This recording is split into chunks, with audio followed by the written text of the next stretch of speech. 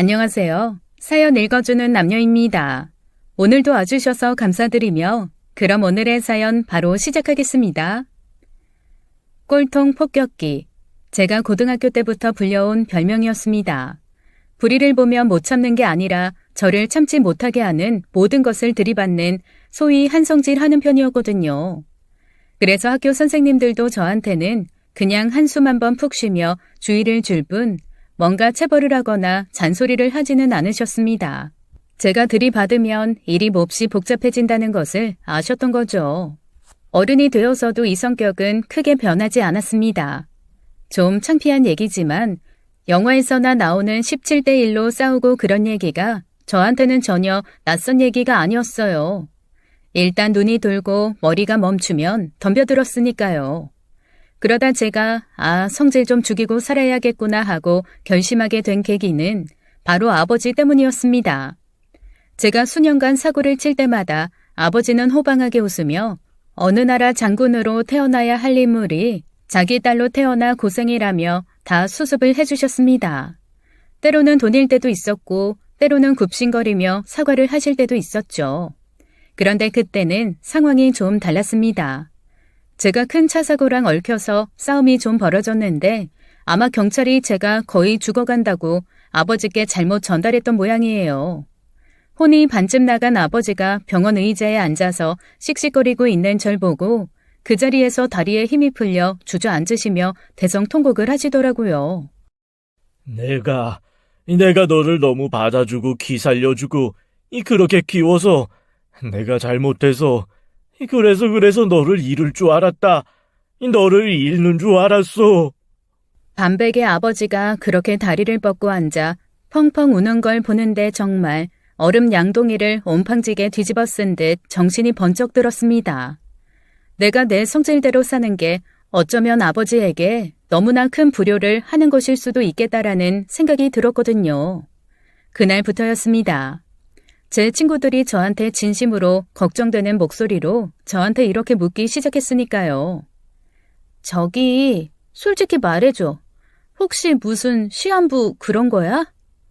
아니, 대체 순식간에 그렇게 도끼가 빠진 이유가 뭔데? 너 진짜 어디 많이 아픈 거야? 야, 우리도 뭔가 좀 알자. 너 그러는 거 더 불안해. 그렇게 친구들이 모두 극도로 불안해할 정도로 저는 완전히 제 성질을 죽이고 살기 시작했어요. 그러다 보니 남자도 만나게 되더라고요.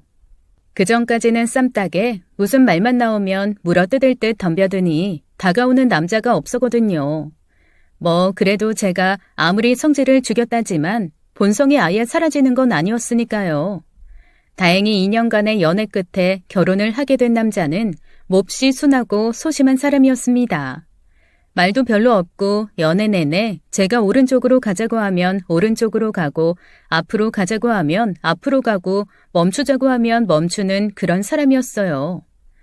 이런 사람이라면 같이 살아도 크게 부딪히는 것은 없겠다 싶어서 청혼을 승낙하고 결혼 준비에 들어갔습니다. 청첩장도 예약하고 식장도 잡고 이제 상견례 날짜만 잡아 서로 인사를 하면 되던 그때 그가 정말 청천벽력 같은 얘기를 하더라고요. 저기, 내가 말하지 않은 게 좀 있는데. 뭔데? 아니 지금 이 시점에 새로운 사실을 고백한다고? 와, 이것도 새로운 전개네. 뭔데? 말이나 해봐.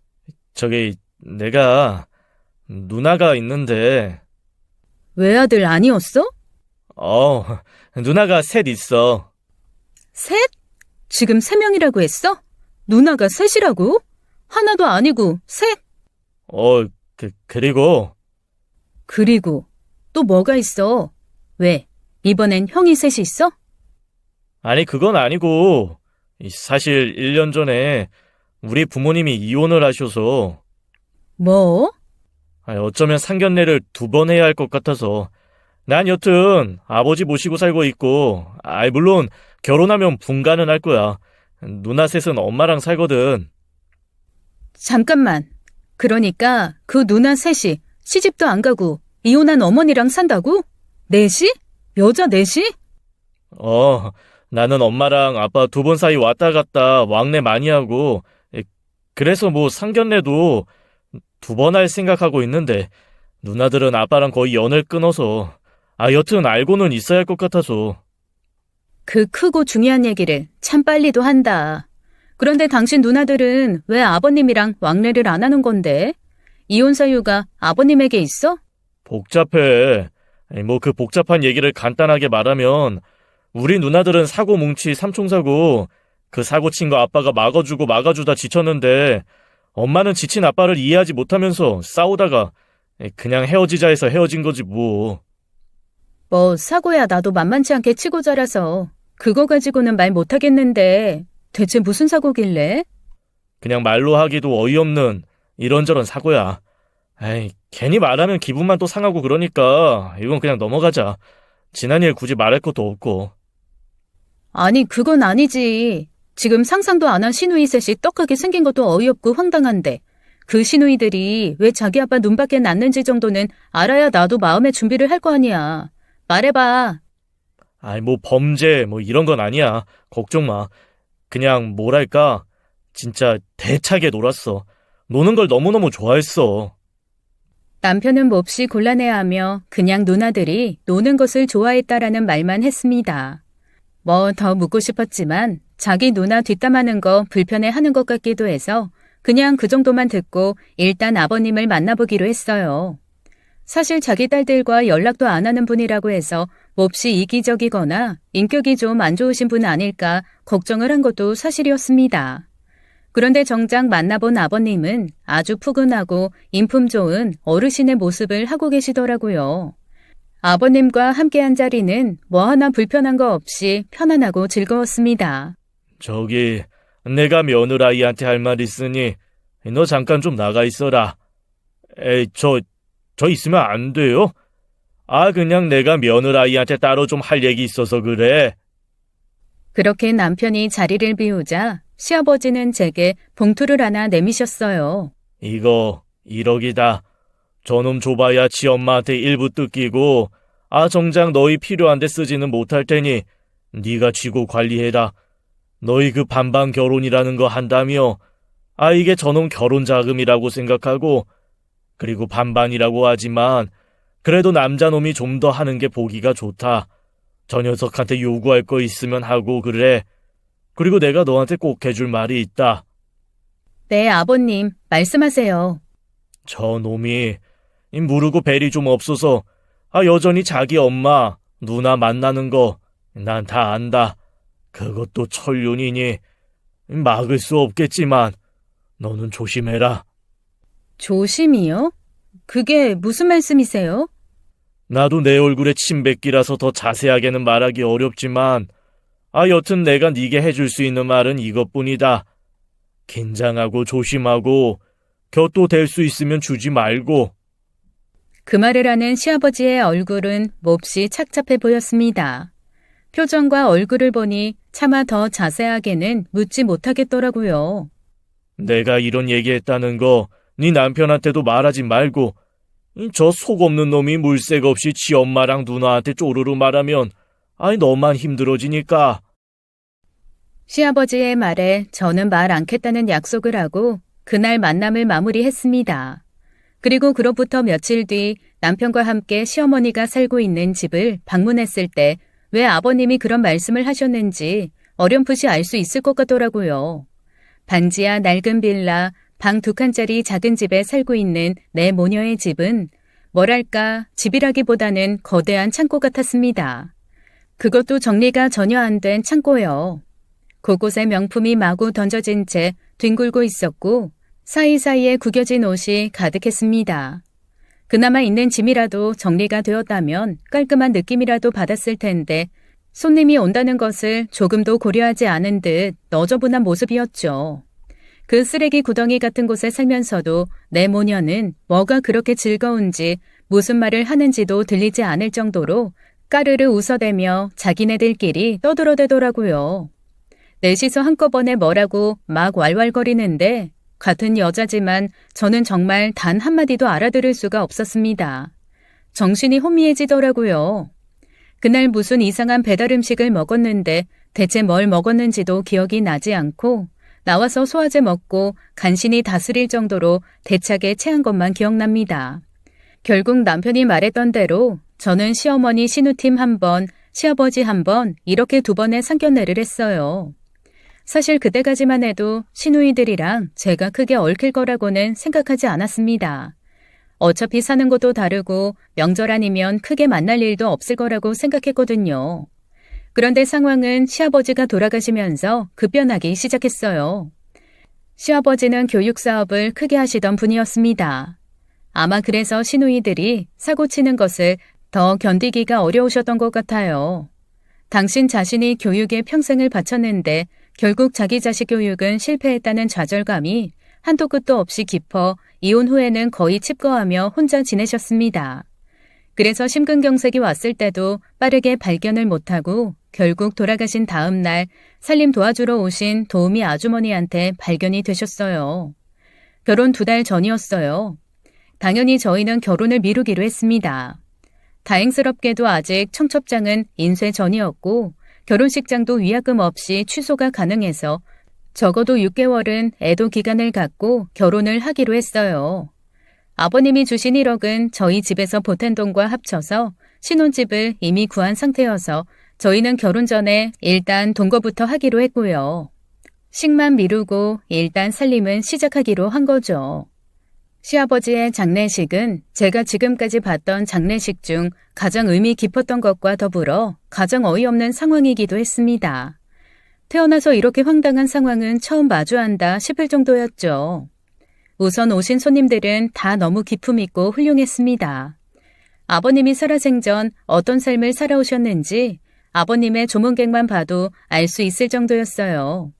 게다가 저도 장례식장에서 알게 된 사실인데 아버님이 교육사업으로 크게 버셨던 재산을 다 정리해서 장학재단을 만들어 기부를 하셨더라고요.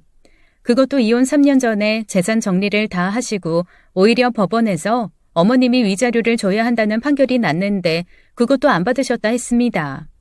장학재단에서 마련해준 작은 오피스텔에서 단촐하게 사시다가 돌아가신 거였죠. 그러니 아버님 영전 앞에서 눈물 흘리며 감사하는 사람들이 얼마나 많았겠어요. 그리고 아이러니하게도 그 훌륭하신 아버님의 자식들은 참 할 말이 없더라고요. 시누이 셋은 자기 아버지가 돌아가셨는데도 글쎄 한 구석에서 소맥 탁탁 말아서 계속 술을 마시며 떠들어댔습니다. 주로 자기들한테 재산 안 물려준 아버님에 대한 뒷담이었어요. 남한테 존경받고 자식한테 욕먹는 이상한 장례식이었던 거죠. 한참을 떠들던 시누이들이 다음 타겟으로 잡은 건 저였습니다. 저기 이리 좀 와서 앉아봐. 지금 한참 손님 많아서 너무 바쁜데 그러지 말고 형님들도 좀 돕지 그러세요. 우리가 일하는 사람이야. 지금 육개장 나르는 것보다 더 중요한 말이 있다니까. 말씀하세요. 저기 아빠가 죽기 전에 돈 줬지? 안 줬을 리가 없어. 아들한테 줄 건 꿍쳐놨을 거거든 그 노인네가. 그게 그런데 왜 궁금하세요? 아니 어떻게 보면 그게 유일한 아빠 유산인데 그걸 아들이라고 홀랑 먹는 거 그건 좀 아니지 않니? 기가 탁 막혔습니다. 아니 이것들이 사람인가 싶더라고요. 그런데 여기서 제가 뭐라고 하면 결혼식 올리기도 전에 파토일 것 같아서 일단 남편을 불러왔습니다. 이 사람이랑 같이 들어야 할 얘기 같아서요. 다시 말씀해 주시겠어요? 우리 올케 깐깐한 여자구나. 그래 뭐. 아니 아빠가 돈 준 거 우리도 뭐 그냥 달라고는 안 하고 혹시 1년만 그 너희 결혼도 미뤘잖아. 그전엔 돌려줄 테니까 잠깐 좀 빌려 쓰자 이거지. 아니 뭐 이자는 좀 쳐줄게. 언니 식구들끼리 뭘 빌리고 이자 주고 그래. 정없게. 그냥 깔끔하게 n분의 1로 나눠. 그게 깔끔하지. 그냥 우리 넷이서 2,500씩 나누면 되겠네. 아니, 누나, 그건 좀... 야, 넌 가만히 있어. 원래 돈 얘기는 여자들끼리 하는 거야. 내명부 몰라? 내명부. 옛날부터 내명부 일은 왕도 관여 안 했어. 넌 빠져. 저는 내명부 들어갈 생각 없는데요. 저희 공동재산이기 때문에 뭐든 공동으로 할 겁니다. 만약 그 1억 빼가시면 저 결혼 없습니다. 2,500이 이 사람 몫이면 제가 결혼에 보탤 돈도 2,500뿐인데 5천 가지고 시작할 생각 없거든요. 그리고 그거 저희 집에 묶여 있어요. 앞으로 2년간은 그 돈은 아무 데도 못 가요. 아니, 그럼 집 가지고 담보 대출이라도 받으면 이 사람 데려가세요. 어디 인력시장에 파시건 노동을 시키시건 돈 필요하시면 이 사람한테 따로 받아내세요. 저희 부부 공동재산에서는 한 푼도 못 가져가십니다. 저는 냉정하게 말하고 벌떡 일어났습니다. 그런데 와, 순둥이라고 생각했던 남편이 사실은 등신이었더라고요. 저를 부랴부랴 쫓아와서 글쎄 뭐라고 하는 줄 아세요? 저기, 누나가 진짜 급한 모양인데 갚는다니까 그냥 좀 잠깐 빌려주면 안 될까? 우리 집 담보로 하면 2,500은 금방 나오잖아. 미쳤어? 내가 이래서 공동명의로 한 거야. 내 허락 없이는 집에 있는 장판 조각 하나도 못 가지고 나갈 줄 알아. 당신 입장 정리 똑바로 해. 누나들이랑 살 건지 나랑 살 건지. 아니, 나야 당신이랑 살지. 뭘 그렇게 무섭게 그래. 이 멍청한 놈이 제가 눈을 부라리며 소시적 꼴통 폭격기의 포스를 보이니 그제야 스르르 꼬리를 내리더라고요. 시누이들도 아뜨거라 했는지 그 이후로는 유산 나누자 어쩌자 그런 얘기는 쏙 들어갔습니다. 하지만 그때는 몰랐죠. 그 얘기를 더 이상 안 하는 게 더 큰 사고를 치기 위한 숨고르기 때문이었다는 것을요. 문제는 저희 결혼식 날 생겼습니다. 보통 결혼식 날 축의금은 가장 믿을 만한 친척이나 친구가 받아주잖아요. 저는 오빠의 친구 중에 회계사 하시는 분이 해주셨습니다. 오빠 말로는 그분은 워낙 숫자 보는 게 행복하신 분이라 숫자에 미쳐 사느라 연애도 안 한 모태 솔로라고 했습니다. 아니나 다를까 제가 부탁하기도 전에 저한테 먼저 연락이 와서 혹시 자기가 축의금 받아도 되냐고 물어볼 정도였어요. 그리고 남편 쪽은 시어머니의 오빠, 즉 저한테는 시삼촌이 되시는 분이 축의금을 받았습니다. 뭐 거기까지는 각자 집안에서 할 수 있는 사람이 하는 거니 상관없다고 생각했어요. 그런데 문제는 저희 셋째 시누이가 다른 곳도 아니고 제 축의금을 낼름 들고 날라버린 거였습니다. 제가 너무 황당해서 오빠 친구에게 어떻게 그럴 수 있냐고 따졌더니 오빠 친구가 땀을 삐질삐질 흘리며 이렇게 얘기하더라고요. 아니, 나는 시누이라고 그래서 믿었지.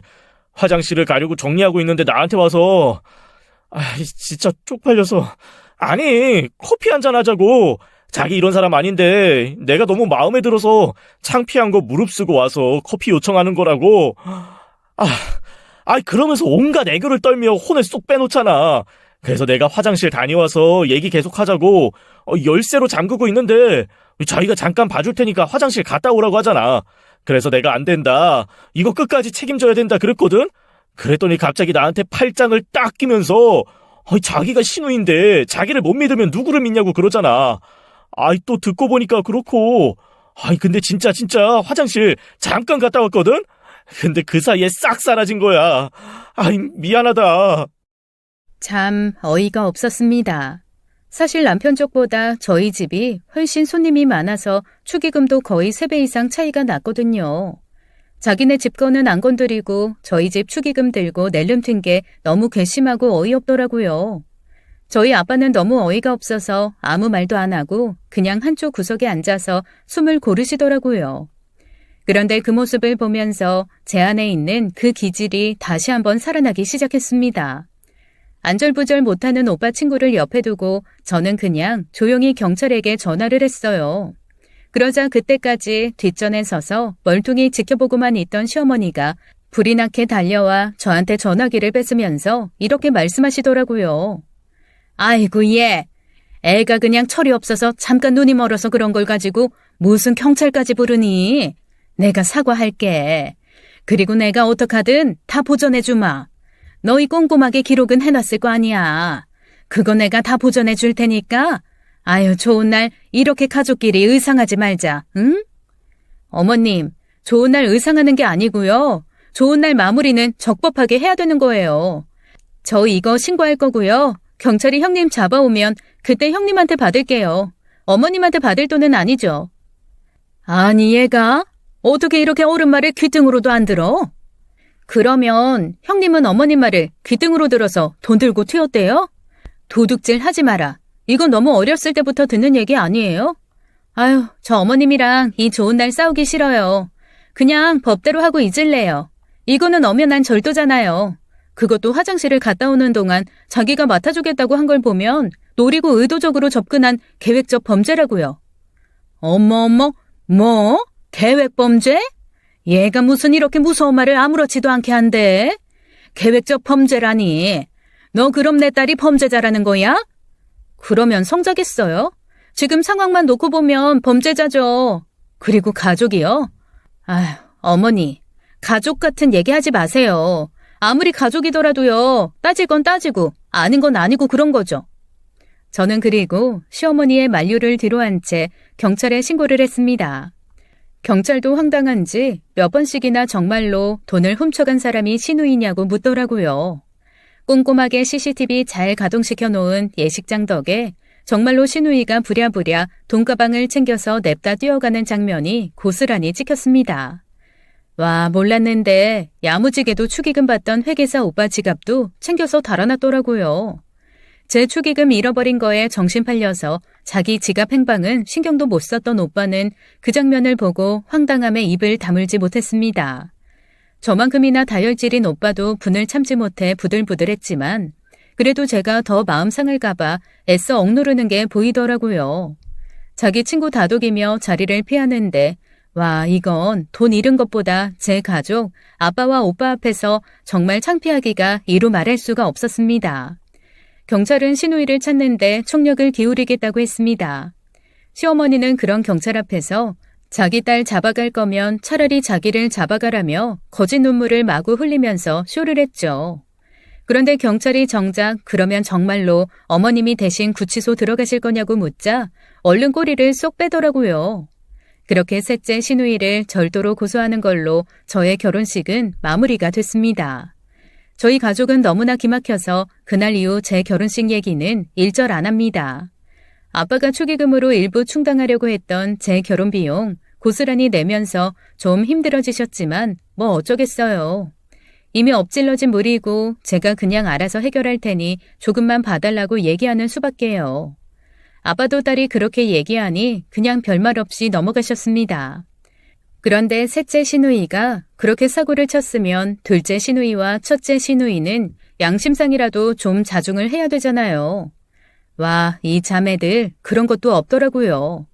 셋째 시누가 들고 뛴 돈의 흔적도 못 찾아서 제 마음이 울그락푸르락한 게 아직 사라지기도 전에 둘째 시누이가 남편에게 보낸 문자를 보고 저는 뚜껑이 화르륵 열리고 말았습니다. 너무나 당당하게 딱 한마디 이렇게 보냈더라고요. 엄마랑 지금 사는 집 너무 좁아. 오피스텔 전세금 좀 빌려줘. 나 독립 좀 하게. 그런데 이 멍청한 남편 거기다 대고 뭐라고 답장을 보냈는 줄 아세요? 누나, 내가 지금 가진 돈은 없고 내가 혹시 대출이 되는지 한번 알아보고 연락해줄게. 야, 네 마누라는 모르게 해라.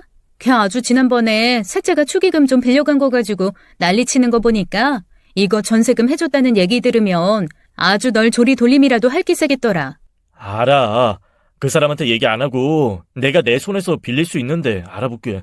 너무 걱정하지 마, 누나. 그걸 보고 저는 다시 한번 부들부들 제 안에 봉인되어 있던 똘끼가 올라오는 걸 느껴야 했습니다. 그리고 남편에게 말을 할 기회를 잡기 위해 가만히 고민을 하다가 일단 진수성찬을 차렸어요. 먹고 죽은 귀신이 때깔도 좋다고 잔뜩 먹여놓고 아주 쥐잡듯 잡아가지고 꼼짝도 못하게 할 셈이었죠. 아니나 다를까 남편은 자기가 좋아하는 음식이 가득 차려진 식탁을 보며 완전 긴장을 풀고 너무나 행복한 얼굴로 저를 보며 환하게 웃더라고요. 자기야, 이게 대체 무슨 일이야? 언제 이렇게 가득 차렸어? 응, 먹어. 일단 많이 먹어. 내가 이때까지 당신한테 제대로 된 상 한번 차려준 것 같지 않아서 오늘 힘 좀 써봤어. 많이 먹어. 든든히 먹어. 와, 이거 너무 맛있다. 잡채도 맛있고 갈비도 맛있고 힘이 불끈불끈 나는데? 그래? 힘이 나? 그 불끈불끈 힘나는 걸로 우리 자기는 뭘 할까? 에이, 뭐라긴. 당신한테 충성을 해야지. 그래? 나한테 충성하는데 힘쓸 거야? 아니면 당신 누나 대출 받아주는데 힘쓸 거야? 어? 뭐라고? 당신이 그걸 어떻게 알았어? 야, 인간아. 지금 네 셋째 누나가 우리 집 축의금 들고 튄 그 흔적이 아직 사라지지도 않았는데 뭐? 오피스텔 대출을 받아줘? 정신이 있어 없어? 당신 미친 거야? 아니지. 내가 당신을 잡을 게 아니라 내가 우리 위대하신 뻔뻔함으로 하늘을 찌르고 있는 둘째 신우님을 잡아야 되겠네. 자기야, 내가 잘못했어. 그러니까 전화하지 마. 나 누나한테 죽어. 그래? 그럼 당신도 선택해. 나한테 죽을래? 누나한테 죽을래? 아마 나한테 죽는 것보단 누나한테 죽는 게 나을 거야. 왜냐면 당신 누난 그래도 언젠간 당신 벗겨먹고 이용해먹고 활용하려고 목숨은 붙여놓겠지만 나는 다시는 살아나지 못하게 아주 잘근잘근 당신을 밟아버릴 거거든. 그리고 저는 당장 둘째 신우이에게 전화를 했습니다. 그것도 남편 전화로 걸고 스피커폰을 열었죠. 둘째 신우이는 남편의 번호가 뜨자 아주 반색을 하며 받아서 대뜸 이렇게 물어보더라고요. 야, 그래서 대출 얼마나 나온대? 너 나한테 언제까지 해줄 수 있어? 너 대출 받아서 전화한 거 맞지? 저기, 누나. 아이씨, 얘 또 말투 왜 이래? 아, 왜? 대출 안 돼? 야, 대출 안 되면 카드 현금 서비스라도 좀 받아서 줘. 아, 나 진짜 돈이 너무 없단 말이야. 엄마랑 이 집에서 도저히 못 살겠어. 왜요? 왜 못 살아요? 돈 들고 튄 셋째 나간 자리만큼 더 넓어져서 3명이 살기 충분하지 않나요? 올케? 아니, 왜 올케가? 아니, 지금 셋째 동생 돈 들고 튄 지 얼마나 됐다고 돈을 요구하세요? 거기는 양심이라는 건 다 삶아 먹었나 보죠? 그거 아세요? 양심도 지능에 속한대요. 아니, 지능이 없어요? 본인의 지능 지수가 얼마나 낮으면 이렇게까지 뻔뻔할 수가 있어요? 아니, 말이 너무 심한 거 아니야? 무슨 돈 빌려달라는 말에 지능까지 나와. 아, 진짜 내가 더럽고 치사해서 더럽고 치사한 경우 당할 줄 알았으면 아예 이런 상황 만들지도 말았어야죠. 아니, 아무리 생각해도 이 정도면 아메바나 플라나리아도 염치를 알아서 안 할 것 같은 짓을 하니까 하는 말 아니겠어요. 한 번만 더 이 사람한테 저 몰래 돈 얘기했다가는 저 진짜로 가만히 안 있습니다. 그나마 남동생이 제대로 된 가정 유지하고 사는 거 보고 싶으시면 일절 이 사람한테 아무런 얘기도 하지 마세요. 아니, 올케, 그게... 뭔가 말을 더 하려고 더듬거리는 그 얄미운 목소리를 뒤로하고 저는 냉정하게 전화를 끊어버렸습니다. 그리고 남편을 노려보며 신신당부했죠. 한 번만 더 이런 식으로 제 뒤통수를 치면 그때는 저도 가만히 안 있겠다고 말입니다. 하지만 제 남편은 동네 북, 만인의 호구였던 모양입니다. 아주 새 누나가 돌아가면서 제 남편을 들었다 놨다 무슨 뚝배기에 장 지지듯이 돌아가며 괴롭히더라고요. 둘째 신우이가 남편을 수석거려 오피스텔 빌릴 돈 해달라고 한 지 불과 한 달도 채 지나지 않았을 때였습니다.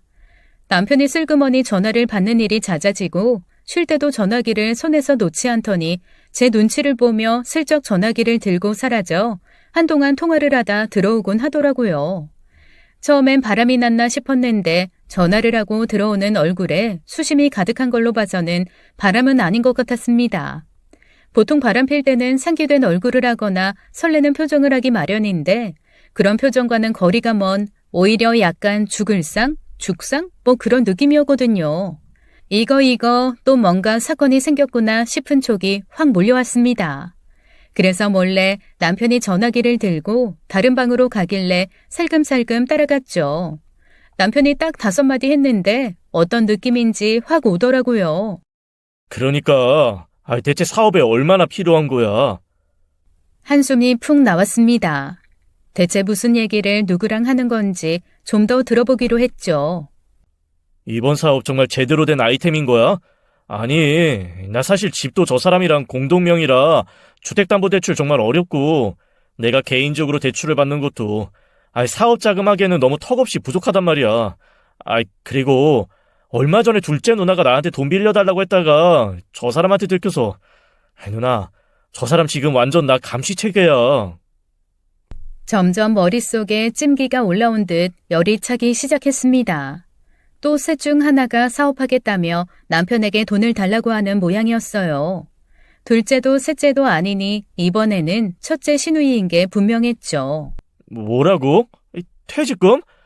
누나, 나 이 회사 들어간 지 얼마 안 돼서 퇴직금 정산해봐야 얼마 되지도 않아. 그리고 누가 2년도 안 됐는데 퇴직금을 정산해달라고 그래. 안 그래도 누나가 퇴직금 얘기를 해서 일단 관리부서에 말은 해놨는데 아직 답변 안 왔어. 알았어. 답변 오면 바로 말해줄게. 정말 머리가 펑 하고 화산이 터지는 것 같았습니다. 문을 벌컥 열고 소리를 버럭 질렀어요. 퇴직금 같은 소리하고 있네. 물어보긴 뭘 물어봐. 말 같은 소리를 해야 물어봐도 이해가 되지. 누구 마음대로 퇴직금 정산을 해. 당신 인생 청산하고 싶어? 그리고는 남편이 들고 있던 전화를 냅다 뺏어서 버럭 소리를 질렀습니다.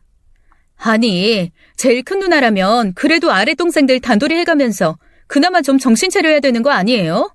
어떻게 제일 큰 누나가 제일 철이 없어요? 동생 퇴직금 정산해서 사업하겠다는 게 상식적으로 말이 돼요? 동생 등골 언제까지나 빨아먹고 살 거예요. 한 번만 더 대출이며 퇴직금이며 얘기 나오면 제가 바로 온 가족 싸잡아서 인생 퇴직시켜줄 테니까 알아서 하세요. 제가 너무 펄펄 뛰니까 그 싸가지 없고 당당한 첫째 시누이도 할 말을 잃고 어버버 하더라고요. 원래 싸움은 기세거든요. 당황해서 아무 말도 못할 때 아예 쐐기를 딱 박아야겠다는 생각이 들었습니다. 저 그리고 오늘부터 이 사람 전화기에서 세 분 다 전화번호 지웁니다. 앞으로 모든 얘기 저 통해서 하세요.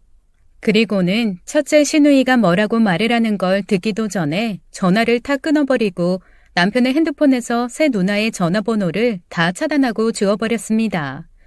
남편이 뭘 그렇게까지 하냐며 자기가 적당히 해주는 척하고 무마시키려고 했다고 변명을 했지만 그 변명 그야말로 비겁한 변명인 거 제가 왜 모르겠어요. 이 멍청한 인간 제가 두 눈 부릅뜨고 회사 이메일 보낸 거 리스트 열라고 했더니 쭈뼛거리며 보여주는데 세상에 정말로 회사 관리부서에 퇴직금 정산 가능하냐고 물어봤더라고요. 진짜 기가 막히고 코가 막혀서 콧구멍 2개인 게 얼마나 다행이었던지요. 아니었으면 아마 숨 막혀서 뒤로 쓰러져 그대로 세상 하직했을 겁니다. 그런데 제가 한 가지 간과한 게 있었습니다. 이 3명의 시누이, 이 진상셋을 낳은 게 바로 저희 시어머니라는 사실을요. 이 모든 사건의 정점은 저희 시어머니가 찍더라고요. 제가 시누이들 번호 차단했을 때 시어머니도 했어야 했는데 거기까진 생각을 못한 거죠. 며칠이나 지났으려나 여전히 시누이들 생각만 하면 천불이 솟아서 얼음을 한 바가지 씹어 먹어야 할 정도로 속에서 불이 활활 타는데 시어머니가 대뜸 전화를 해서 눈물바람을 하기 시작했습니다. 이쯤 되니 저도 정신이 혼미해지더라고요. 돈 들고 튄 셋째 시누이는 아직 흔적도 찾을 수가 없지 둘째 시누이는 지금도 술 먹고 다른 사람 전화 빌려 전화해서는 오피스텔 하나 해달라고 조르면서 주정을 합니다. 아주 지겨워 죽겠어요. 게다가 셋째 시누이는 이 아이템 놓치면 평생 후회하는데 식구들이 지원을 해주지 않아 사업으로 크게 성공할 기회를 자기가 잃었다고 온갖 폐악질을 다 하고 있습니다. 그런데 거기에다 대고 시어머니는 전화해서 자기 길바닥에 나앉게 생겼다고 질질 울기 시작하는 거예요. 대체 무슨 소리냐고 했더니 그나마 시아버지가 주신 돈으로 전세 살던 그 빌라 야금야금 돈 빼서 쓰느라고 월세로 돌렸었던 모양입니다. 그런데 돈 버는 사람이 없고 돈 쓰는 사람만 가득하니 그나마 월세도 못 내서 쫓겨나게 생긴 거죠. 그러면서 시어머니가 눈물바람 끝에 이렇게 말씀하시더라고요. 아유, 내가 다 늙어서 어딜 가서 기대겠니. 뭐 얘네들이야 어디 친구네 집이라도 가서 며칠씩 돌아가면서 묵는다지만 내가 어딜 가겠어. 그리고 내가 자식이 없니 뭐가 없니? 할 수 없지 않겠어? 우리 아들한테 가야지. 어머님, 저희 방 없어요. 아니, 방이 왜 없어? 너희 방이 3개나 있잖아. 3개 다 꽉 찼어요. 어머님이 머무실 방 없어요. 하나는 제 작업방 겸 공부방이고요. 하나는 저희 부부 침실이고 하나는 드레스룸 겸 창고라서 어머님 들어오실 공간이 없어요. 아유, 그 드레스룸 겸 창고 거기를 좀 정리하면 되지. 그리고 무슨 작업방 겸 공부방이 필요하니? 일하고 바쁜데 거기 놀고 있는 거 뻔하잖아. 그 둘 중 하나 비워 들어가든가. 아니다. 이참에 그 방 2개 비워서 하나는 내가, 하나는 네 신우가 좀 쓰면 딱 괜찮을 것 같은데. 아니요. 거기 지금 저희 짐들 가득 들어가 있어서 뭐 하나 일절 뺄 수가 없어요. 절대 안 돼요. 그리고 저 어머니 모실 생각 하나도 없어요. 아니 그러면 내가 길바닥에 나 앉아야 네 속이 시원하겠니? 어머님, 돈 들고 튄 셋째 딸부터 찾으세요. 그러면 당분간 그 돈으로 월세는 내실 수 있겠죠.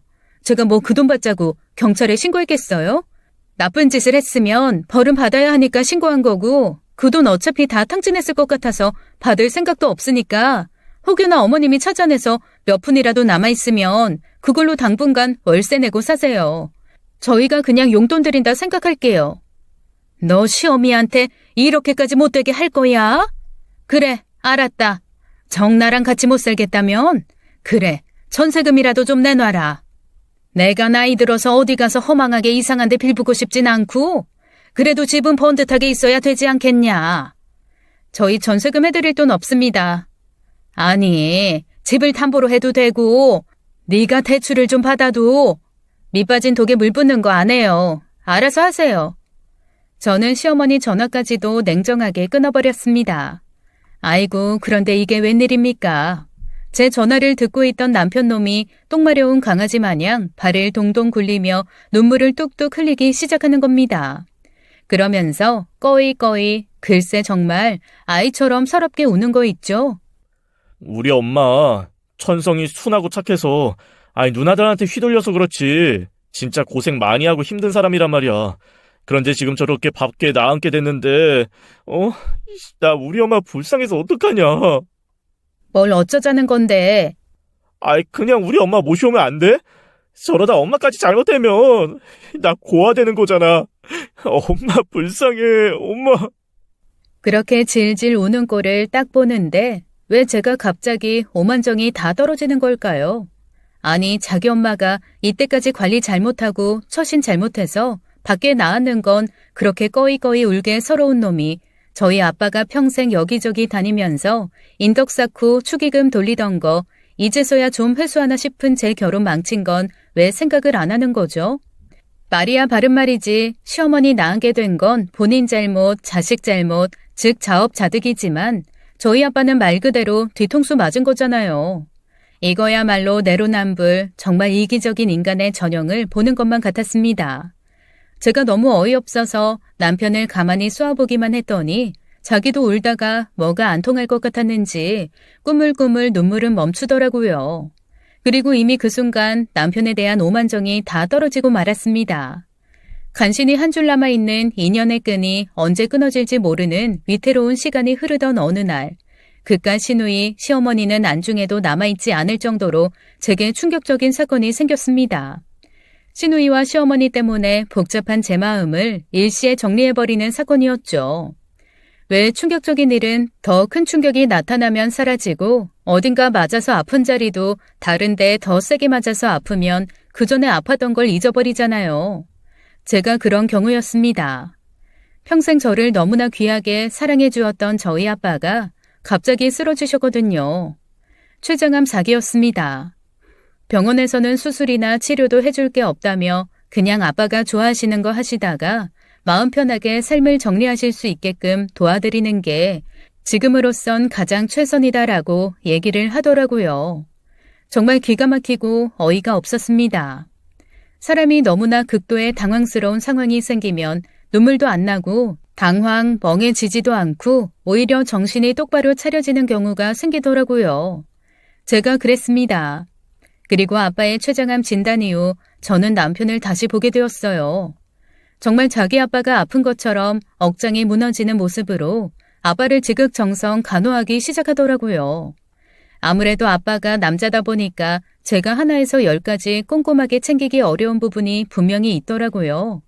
오히려 제가 생판남인 간병인이라면 아빠도 좀 편하게 대하셨을 텐데 딸한테 험한 꼴 보이기 싫어서 조심하시는 것도 생기면서 불편해 하셨습니다. 저 역시도 아빠가 민망할까봐 더 잘 꼼꼼하게 챙겨드리지 못하는 부분도 있었는데 그런 부분을 남편이 너무나 입속에 혀처럼 굴면서 해주는 겁니다. 그 모습을 보니 이때까지 제가 남편한테 못된 소리하고 몰아붙였던 게 조금 미안해지긴 하더라고요. 그래, 저 사람이 심성이 착하고 모질지를 못해서 모든 시어머니랑 시누이들한테 끌려다니는 거지. 저 사람 자체가 나쁜 사람은 아니야. 부모상 같이 치러주는 배우자는 평생 버리지 말고 같이 살아야 된다는데 저 사람이 우리 아빠한테 저렇게까지 하는데 나도 어지간한 건 그냥 용서하고 넘어가야겠다. 그렇게 남편에 대한 고마움이 쌓여 그동안의 미움과 원망을 서서히 상쇄해가고 있을 때쯤 아빠는 병원에서 얘기한 것처럼 한 달 만에 돌아가셨습니다. 그것도 제가 아빠가 돌아가실 것 같다는 느낌에 거의 24시간 병원에 붙어 있을 때였는데 정말 아주 잠깐 간호사한테 뭐가 급하게 물어볼 게 있어서 자리를 뜨는 동안 아빠가 혼수 상태에 빠지시고 얼마 아니다 돌아가셨어요. 억장이 무너지는 마음으로 장례를 치렀죠. 그리고 아빠의 장례식장에는 남편 외에는 시댁 식구가 단 한 명도 참석하지 않았습니다. 제가 이때까지 그 사람들이 원하는 걸 다 잘라버리고 지원해주지 않았던 것에 대한 분노 때문이겠죠. 아무리 그래도 그렇지 사람이 좋은 일에 참석 안 하는 건 그렇다 쳐도 안 좋은 일에 참석하지 않고 위로조차 건네지 않는다는 건 사실 인간이길 반쯤은 포기한 거 아닌가요? 그것도 자기 남동생, 자기 아들의 장인인데 말이죠. 너무나 괘씸하고 어이가 없어 혼자 부들부들 하고 있는데 세상에 저의 그 어이없어 부들거리는 마음에 방점을 남편놈이 찍을 줄은 정말 꿈에도 상상을 못했습니다. 남편이 저한테 글쎄 이런 얘기를 하는 거예요. 있잖아. 장인 어른이 마지막으로 나한테 유언을 하셨어. 아빠가? 아빠 혼수 상태였는데 무슨 유언이야? 자기가 간호사한테 간 동안 아주 잠깐 깨어나셨었는데 나한테 유언 남기고 다시 혼수 상태에 빠지셨어. 장인어른이 장인어른 유산 우리 누나랑 엄마 빚 갚는 데 쓰라고 하셨어. 그 사람들 안락한 집도 마련해 주라고 하셨고. 뭐라고? 아빠가 미쳤어? 그럴 리가 없지. 왜 그럴 리가 없다고 생각해. 장인어른 정신 말짱하실 때도 항상 당신한테 그러셨잖아. 그래도 시댁이 편안해야 네가 편안할 텐데 시댁 어르신들 계속 저렇게 불안정하고 불편하면 결국엔 네가 힘들 텐데 계속 그러셨잖아. 그건 아빠로서 화나고 안타까우니까 하신 말씀이지. 그게 어떻게 아빠가 재산을 주라는 얘기로 연결이 돼? 아버님 성격 몰라? 불편한 사람 보면 당신 돈으로 도와줘야 작성 풀리고 추운 날 허름하게 입고 있는 사람 보면 당신 옷 벗어서 주고 오시는 분이잖아. 그런 분이 당신이랑 한 가족이 된 사람들이 힘들게 살고 있다는데 그냥 넘어가시겠어? 그런 마음으로 하신 거지. 왜 당신은 돌아가신 장인어른 뜻을 그렇게 몰라줘? 그러니까 아빠가 정말로 그렇게 얘기했다고? 당신 그거 진짜야? 한 점 거짓 없이 정말이냐고. 내가 장인어른 죽음 앞에서 이런 거짓말을 왜 해? 나도 사실 당신이 오해할까봐 끝까지 말 안 하려고 했어. 그런데 돌아가신 분 영정 앞에서 그 유지를 받들지 않는 것도 너무 재스럽고 그래서 어렵게 말하는 거야. 저는 남편의 말을 듣고 너무나 혼란스러웠습니다. 왜냐하면 남편의 말대로 평소 아빠의 성격이라면 자기 유산으로 그렇게 제가 편해질 수 있는 상황을 만들어 주시려고 했을 것 같기는 해요. 그런데 아빠가 이성적으로 생각을 하셨다면 그렇게 돈을 줬다고 해서 제가 편해질 거라고 생각하지 않으셨을 것도 같거든요.